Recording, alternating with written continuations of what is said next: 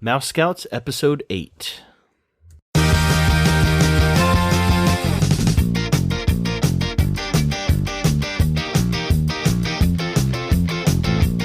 Welcome to Mouse Scouts, the show dedicated to bringing you Disney park tips, inspiration, and family-friendly fun.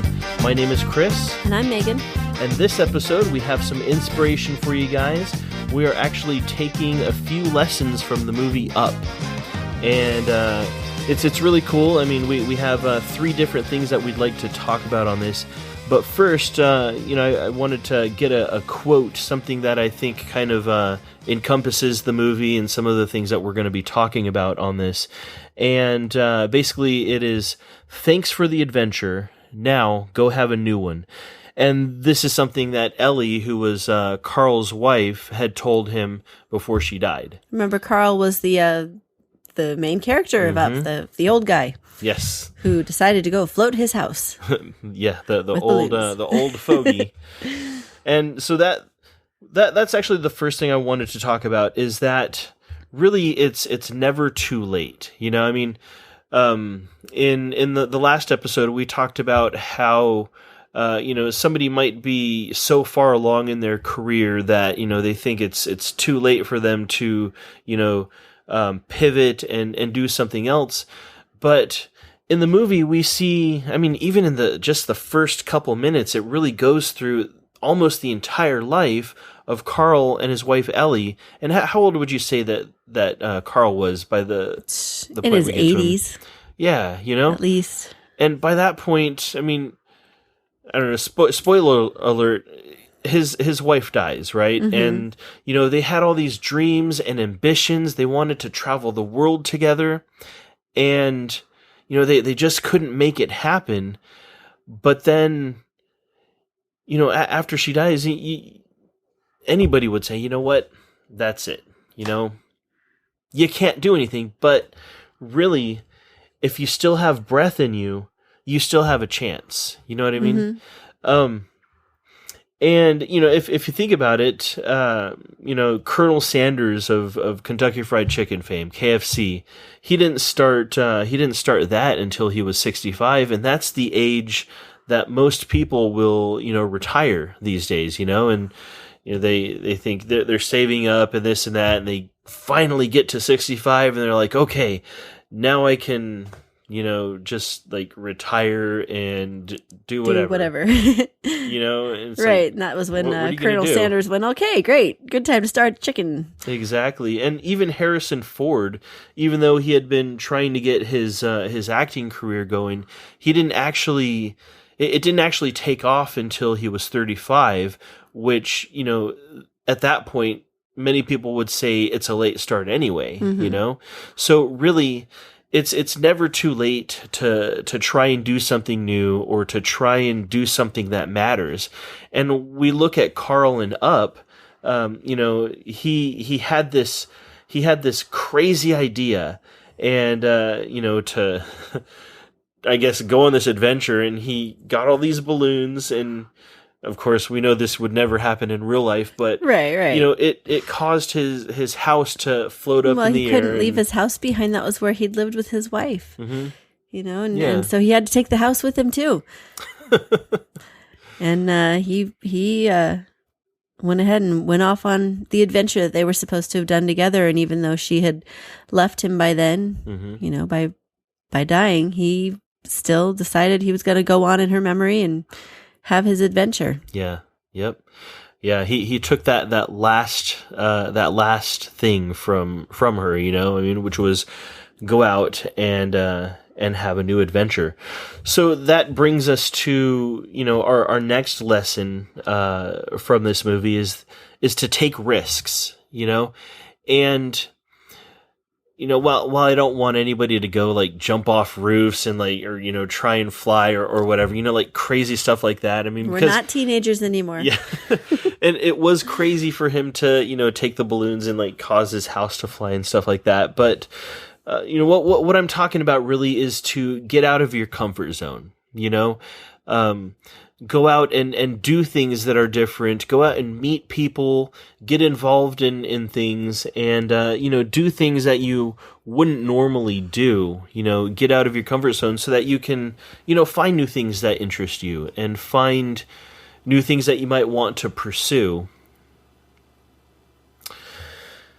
Now, the other thing is, like I said, we don't want anybody doing anything super crazy. But the fact is that risk is also dangerous. Mm-hmm. You know what I mean? When you take a risk, there's a chance that what you're hoping is going to happen isn't going to pan out, So obviously you want to try and stack the deck in your favor. You want to obviously prepare and to, try and do everything that you can to ensure your success in whatever you're trying to do. But the truth is, you can't really predict how things are going to happen. I mean, as much as you prepare and as much as you try and make sure that things are going to go well, sometimes it's not going to pan out. And at that point, I guess like cut your losses or whatever. But try and be smart about it, try and make things, so that things are most likely going to happen how you want it to. Prepare as best as you can. And, especially if you have a family, because first off, if, you're single and you're living in an apartment and stuff, anything that you do career-wise or whatever, there's less risk involved because it's only you. But, we're married, me and you, and we have 3 kids. So right. So our threshold for risk is quite a bit lower than if, even than if, it was just you and I. We've got these kids to support. We can't let them down. We have to think about their needs and, making sure that they're well taken care of. Mm-hmm. So, no, quitting your job tomorrow and trying to make it full time at something that, has a risk to it. Yeah. And we've heard of people doing that, and, don't get this romantic notion that, I have this dream and I'm just going to go in tomorrow and I'm going to quit my job and I'm going to do this and it's totally going to work out. That's just stupid. Plan for things and really try and see it through and be smart about it. I think it's, I've heard it at least through Dave Ramsey. He says, what you want to do is you want to get the boat as close as you can to you before you climb into it. You know what I mean? Mm-hmm. Otherwise, you're going to fall out and you're going to get all wet. You know what I mean? So that's that.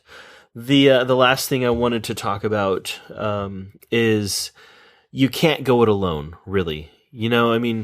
Find somebody else who is, kind of on the same path as you, or, has the same kind of ideas, whether it be entrepreneurially, I don't know, I'm making up a word here, or whatever it is you're going after. And, that way you could have somebody to help keep you accountable. You can bounce ideas off of each other, and also try and find somebody who is doing the same thing, but on the road ahead of you as well, so that you can, learn from them things that are working, Now with this, you and I, we have each other. I mean, we're a good team. Like you've mentioned before, is I'm the dreamer. You're the one who's, I'm the here realist. In the now, the realist, and this and that. So, we complement each other in that. But, one of the other things that I've done in the past is a thing called a mastermind. And what that is, it's kind of like what I mentioned before, finding somebody else who's on the same path as you, that you can bounce ideas off of. And for a while I was doing this with another magician, and we were helping each other out in our paths on trying to make magic careers work for us and stuff. But the thing is, 2 minds are better than one, mm-hmm. and a mastermind doesn't even have to be just 2 people. It can be, 3, 4, 5.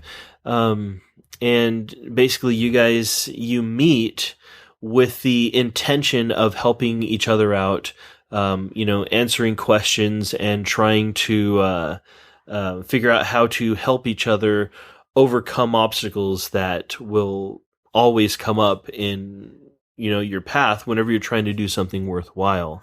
Something else that I noticed you guys did in your mastermind was to set goals each to work on individually. Yeah. And that helped you hold yourselves and each other accountable. Say, okay, by the time that we talk to each other in 2 weeks, let's each have done this step in trying to, trying to gain more jobs or whatever. Yeah. And then when 2 weeks came by, you could talk about your progress in that step. And if you didn't make it, then, you had somebody else to talk to about it. And if you did make it, then you had a cheerleader, good job. Yep. Somebody to encourage you. Yeah. Yeah. And the accountability was huge because if we hadn't been in that together, we wouldn't have made the progress that we did, And I feel like we really were able to help each other out in that respect, So that those are a few lessons from the movie Up. I certainly hope these thoughts and ideas hit home with you. So that does it for this episode. As usual, we'd love to answer any questions that you guys have or tackle any topics that you guys might be interested as well.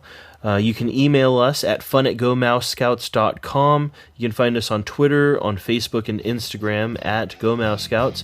And also be sure to visit gomousescouts.com to pick up your free Unofficial Day at Disney resource pack. So until next time, take care.